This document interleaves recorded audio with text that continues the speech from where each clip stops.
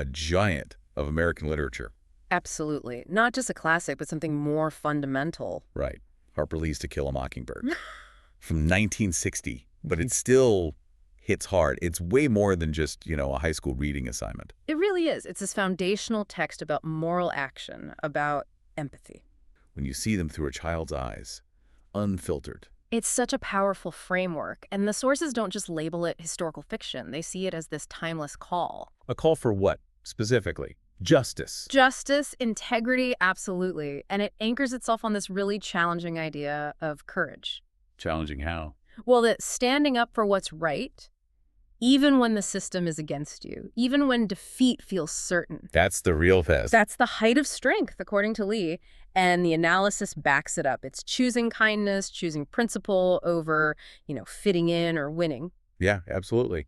And genre-wise, it's interesting. It sits in classic fiction coming of age. But also social justice, and importantly, Southern Gothic. Right, that Southern Gothic element. It uses that small, closed-off world, Macomb, Alabama. To really expose the darker side, the sort of grotesque underbelly of social failures, ethical blind spots. Okay, so let's get into that setting. Macomb, Alabama. Yeah, Section 1, set in the stage. This concept of the setting basically being its own character is vital here. So we're talking 1930s Macomb, Deep South, Great Depression era. Right, and on the surface, it's this sleepy little town. But underneath, morally, it's incredibly complex. The sources really hammer this home, don't they?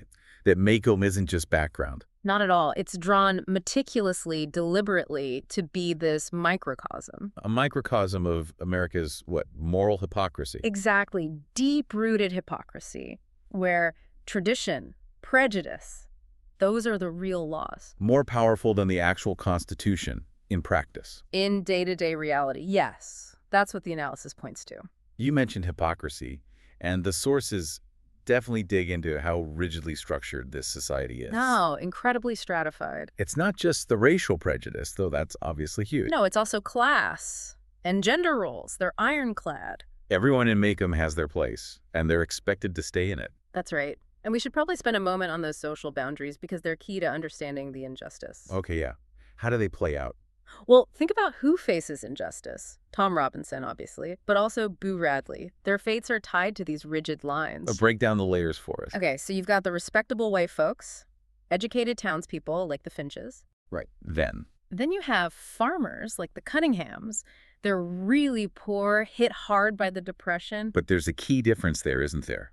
Between them and the Ewells. Huge difference. The Cunninghams are defined by their integrity. They might be dirt poor, but they won't take anything they can't pay back.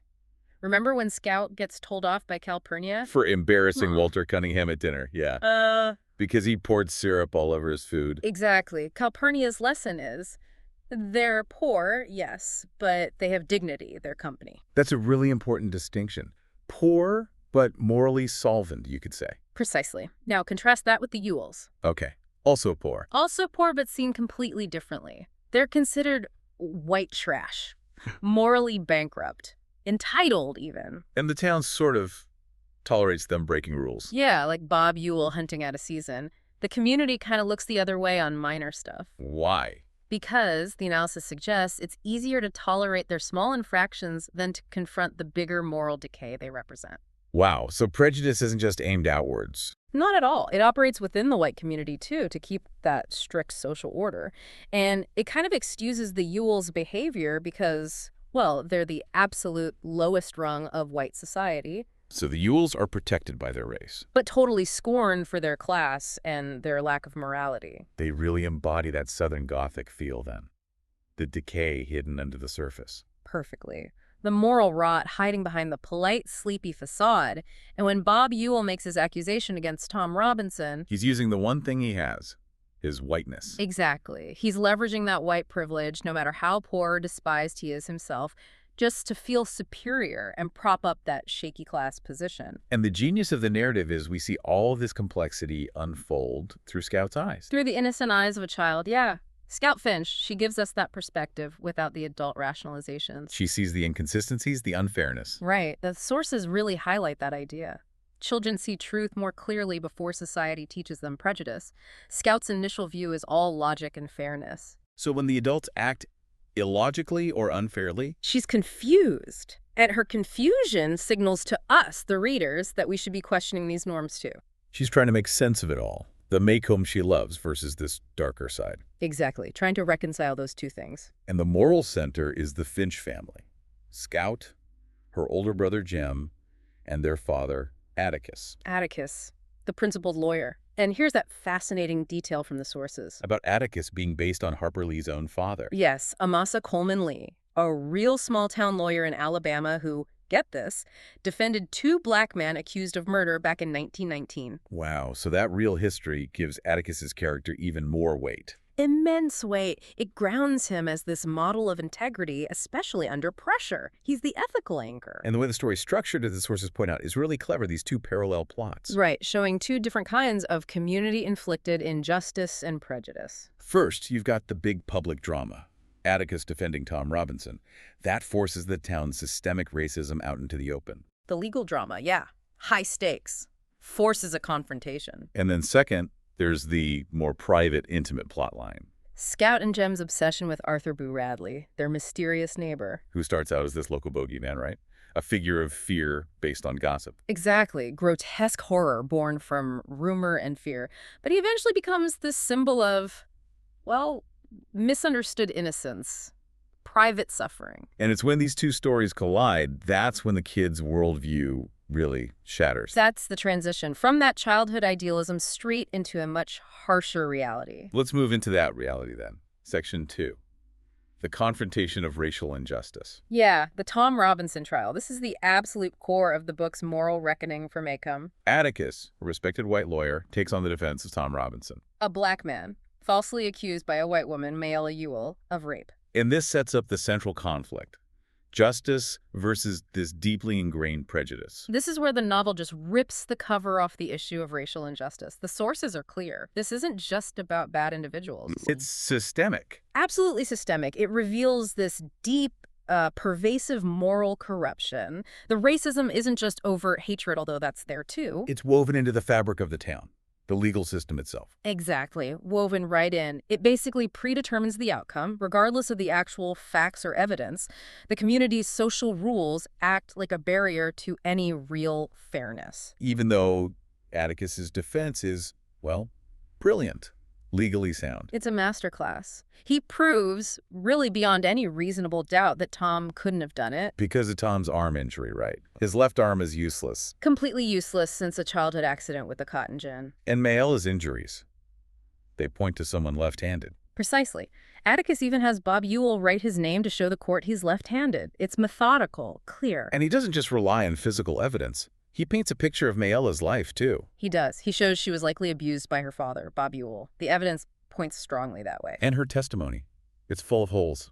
It is. The sources remind us how confused and contradictory Mayella is on the stand.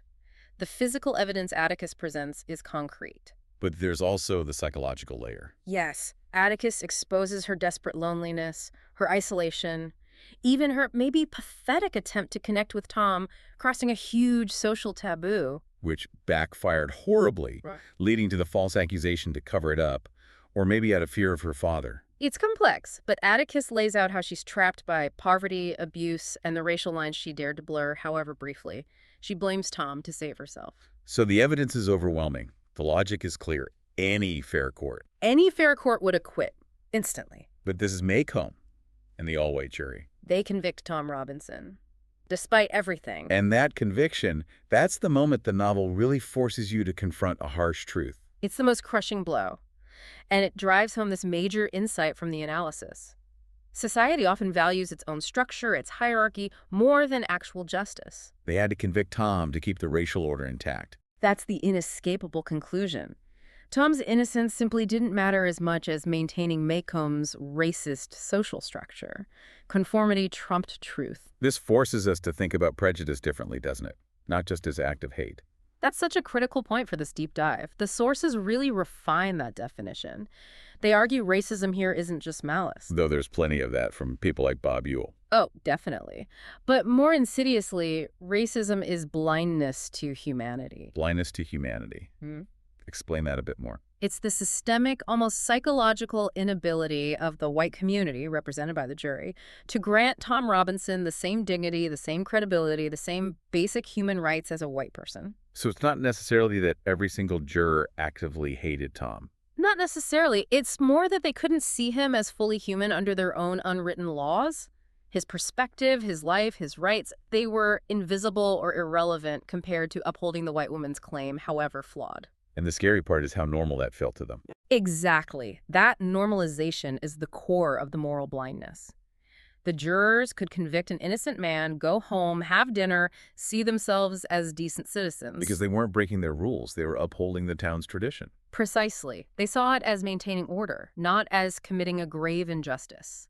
That's the deep moral corruption Atticus is fighting against, that unquestioned acceptance of inhumanity. And the conviction is really the moment that Jem and Scout's innocence starts to truly crack. It is, and it highlights Atticus's earlier decision. He knew the system would likely fail. He knew the odds were impossible. But he still chose to act. He still chose to fight. Which brings us squarely to him. Section 3, the quiet strength of moral courage.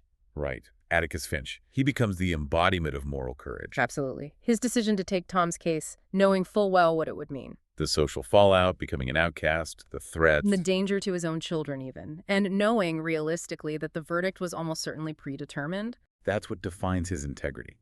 The core argument seems to be that his courage isn't about hoping to win. No, not at all. It's based entirely on duty, on conviction, on doing what's right simply because it is right. That's the crucial distinction the sources draw, isn't it? Moral strength isn't about victory parades. It's about the choice to stand on principle. Atticus isn't some flashy hero charging into battle. No, he's quiet, measured, persistent. That quiet strength. And remember how he defines courage for Jem after the incident with Mrs. Dubose. Yeah, he doesn't point to himself or to shooting the rabid dog. No. He tells Jem that real courage is when you know you're licked before you begin, but you begin anyway and you see it through no matter what. That hits right at the heart of his own actions in the trial. Exactly. And we see that courage play out in different ways, which adds depth. First, there's the public courage. Like defending Tom in court, obviously, but also physically standing against the lynch mob outside the jail. Yes. Facing down that angry mob alone until the kids inadvertently break the tension, he put himself in physical danger. He risked his reputation, his kids' safety. All to ensure one man got a fair hearing, even if the final outcome was unjust. That's the public face of his courage. But the sources also point to other examples, quieter ones that teach the same lesson, like Mrs. Dubose. Mrs. Dubose. She's such a difficult character. Vicious. Racist. Horrible to the children, constantly insulting Atticus for defending Tom Robinson, calling him names. And Jem finally snaps, right? Yeah. He destroys her camellia bushes. In a fit of rage, yeah. And Atticus's punishment is interesting. He doesn't just make Jem clean it up. No. He forces Jem to go read to her every single day for a month. Which seems like this prolonged, awkward, uncomfortable kind of penance. It is? But this is where the lesson about real strength gets really profound. We find out later Mrs. Dubose had a secret. She was addicted to morphine for pain, and she was determined to break the addiction before she died. Determined to die, beholden to nothing and nobody. The reading sessions Jem had to endure. They were part of her withdrawal, a distraction technique as she fought intense pain and craving. Wow. I'd almost forgotten that detail. And Atticus tells Jem later that Mrs. Dubose was the bravest person he ever knew. So even though she was awful in many ways, she showed that same kind of internal strength, fighting a battle she knew she might lose. Exactly the same kind. Her battle wasn't against social injustice. It was against her own body, her own dependency. She was licked before she began, just like Atticus in the trial. But she saw it through. She died free of the addiction. She did. And Atticus used her incredibly difficult struggle to teach Jem that courage isn't about physical prowess like him shooting the dog. It's not a man with a gun. It's that internal commitment, that grit, seeing things through. Exactly. Which then poses that practical question for us, for you listening. How does this encourage us to act? The sources suggest we should speak up against unfairness even when it's unpopular. Even when you know you'll face backlash, like Atticus did. He became a pariah in many ways. But he didn't waver because his integrity, his duty came first. And that integrity is also key to his parenting. That's another big takeaway, isn't it? He doesn't just lecture Scout and Jem about morality. Almost never. He teaches almost entirely by example. They see him face the mob. They see him treat Calpurnia, their black housekeeper, with deep respect. They see him show courtesy even to the Yules. So the practical advice there is, teach moral courage by example, not words. Absolutely. His actions, his consistency, that's what resonates with Jem and Scout. That's what prepares them as much as anything can for the harsh realities they have to face. Which leads us right into that loss of innocence. Section 4, empathy, understanding, and loss of innocence. Yeah, Tom Robinson's conviction, that's the hammer blow. That's when childhood idealism really shatters, for Jem especially. He cries, right? He just can't process it. He can't. It ain't right, Atticus, he says. He can't reconcile the clear evidence with the jury's verdict. The world he thought was fair suddenly seems governed by hate, by these rigid social rules he's only beginning to understand. It's a brutal moral awakening. For both kids, really. Devastating. But the novel brilliantly balances this public injustice with the other plotline, the private one. The Boo Radley story. Exactly. If the trial teaches them about the cruelty of the system, the Boo Radley story teaches them about the cruelty of gossip, fear, and isolation. Because for most of the book, Boo Radley is just this local legend, this monster. Yeah, Arthur Boo Radley, Yeah. conjured entirely from neighborhood rumors and the kids' overactive imaginations. He supposedly stabbed his father with scissors, eats squirrels raw. Just pure childhood horror story stuff. And they act on it, trying to make him come out, leaving notes, peeking in windows. Playing those morbid games based on the scary stories, which is itself a demonstration of how judgment works when empathy is missing, right? Yeah, they fill the vacuum of not knowing him with fear and prejudice, just like the town does in other ways. Exactly. But then things start to shift. Subtly at first. The gifts in the tree knothole. The gifts in the knothole, the chewing gum, the polished pennies, the little soap dolls carved to look like Jem and Scout. These are Boo's way of reaching out, communicating silently. Seems like it. Tiny acts of connection across the divide of fear. And then during the fire, When Miss Maudie's house burns down in the middle of that freezing night. Scout suddenly finds a blanket wrapped around her shoulders. She has no idea where it came from. But Atticus figures it out later. It was Boo. He came out in the chaos and quietly protected her from the cold without her even seeing him. Another quiet act, chipping away at that monster image, building curiosity, maybe even gratitude. But the real turning point, the climax for Boo's story, comes after the trial. Yes. Bob Ewell isn't satisfied with Tom's conviction. He feels Atticus humiliated him in court by exposing his lies and, likely, his abuse of Mayella. So he's seeking revenge. On Atticus's children. He attacks Jem and Scout as they walk home in the dark after the Halloween pageant. It's terrifying, a truly violent attack. Jem's arm gets broken. And just when things look dire, someone intervenes. Boo Radley. Boo Radley, the recluse, the phantom they feared. He physically steps out of his isolation and fights off Bob Ewell. He saves them. Using violence, but only to protect innocence. In the struggle, Bob Ewell ends up dead. And this is where the sources identify Boo as this ultimate symbol, innocence misunderstood by society. Right. The town's gossip, its fear of the unknown, forced him inside for decades, locked away this gentle, watchful person. And his one decisive act out in the world is one of profound kindness and protection, a stark contrast to the systemic failure of the town's justice system in Tom's case. And it's only after this attack, when Scout is finally face-to-face with Boo and then walks him home. That moment on his porch, that's everything, isn't it? She stands there, looking out at her own street, her own house, the path they walked. But she's seeing it from his perspective. And she finally understands, really understands what Atticus meant all along. The central moral lesson, empathy and understanding. She finally grasps it. Atticus's words. You never really understand a person until you consider things from his point of view, until you climb into his skin and walk around in it. And standing on Boo's porch, she does exactly that. What does she see or realize? She sees the past few years unfold from his viewpoint, watching the kids play, leaving them gifts, seeing the fire, worrying about them, watching the trial's impact, seeing them attacked, all from his isolated silence. He wasn't a monster hiding inside. He was a neighbor. A silent guardian, in a way. A deeply human, vulnerable figure who watched over them.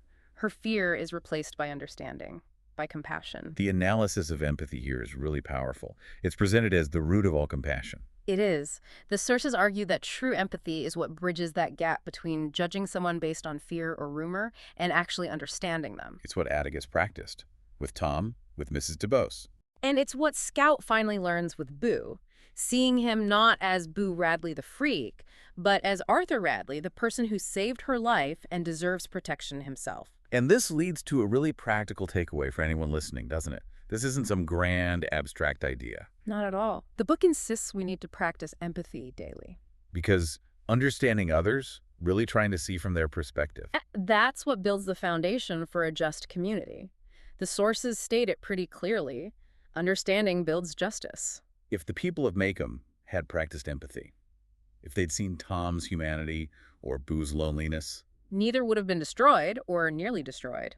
Empathy is presented as the prerequisite for fairness. It makes you pause, makes you question your assumptions, makes you see the vulnerability in everyone. even those you fear or misunderstand.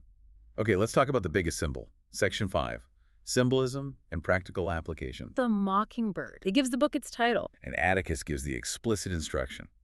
Shoot all the blue jays you want, if you can hit them.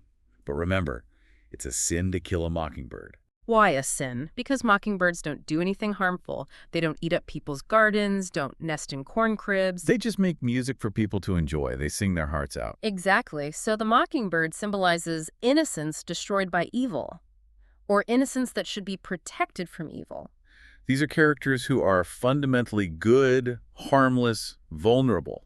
Yet they become targets. Targets of violence, prejudice, fear, systemic injustice. And the sources are very clear in identifying two main mockingbirds in the novel, showing different ways that innocence gets crushed. Right.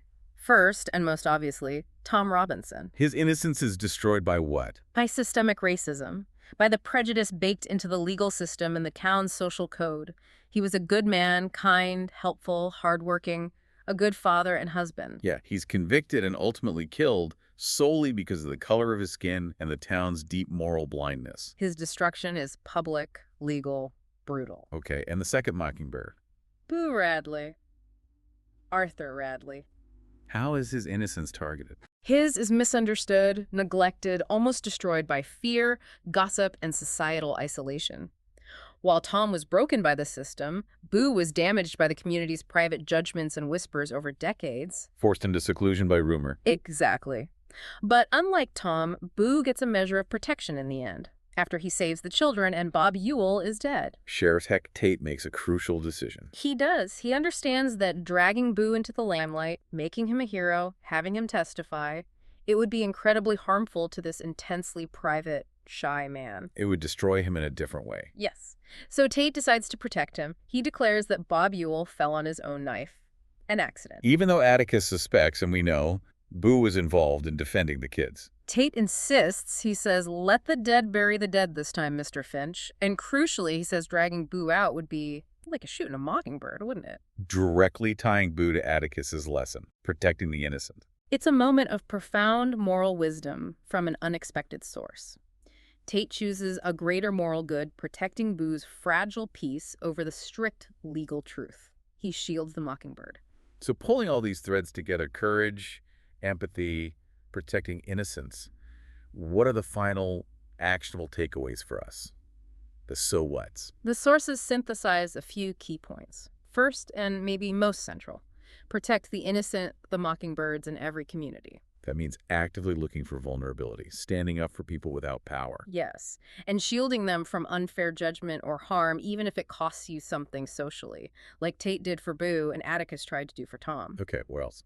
Second, a call for constant vigilance. Question social norms, because they often hide moral failures. Don't just accept things because that's how they've always been done. Exactly. Macomb's norms allowed racism and classism to fester for generations, completely unquestioned by most. If something feels wrong, even if everyone accepts it, you have a duty to dig deeper. Like Scout questioning why things are the way they are. Precisely. And finally, a reminder about the impact of individual actions, even in defeat. Atticus lost the case. Tom died. It seems like injustice won. In the short term, it did. But Atticus's actions weren't futile. He fundamentally changed Jem and Scout. He planted seeds of doubt and conscience in the community, even if they didn't bloom immediately. So the final takeaway is, remember that kindness and integrity can change hearts, not just laws. Yes, that quiet strength, that commitment to doing right even when you lose, that's what fosters long-term change. It models a different way to be. It's Atticus's quiet strength, His unwavering empathy, trying to see through Tom's eyes, through Boo's eyes, that's the novel's lasting call to us. Choose kindness. Choose integrity, even when it's hard, even when you're afraid, even when you know you might not win. Okay, let's wrap this up. As we finish this deep dive, it feels clear why To Kill a Mockingbird endures. It holds up a mirror. It forces us to look at our own internal maycomes, right? Yeah, the prejudices and blind spots we all carry. It's this incredibly powerful call to recognize what real moral strength looks like. Not winning, not loudness. But that quiet, persistent choice, Yeah. integrity, kindness, especially when facing down that overwhelming prejudice. Choosing principle over comfort. We started by saying that children often see the truth more clearly before society layers on all the prejudice. That innocence as a moral lens. So if that's true, if innocence has the clearest view, maybe the final thought for you, the listener, is this. What are you holding on to? Yeah. What deep-seated assumption, what unquestioned social norm in your own life might be clouding your vision right now? What prejudice, big or small, are you maybe needing to question? In order to foster that true understanding, that empathy. What work does the novel leave us to do? Something to think about.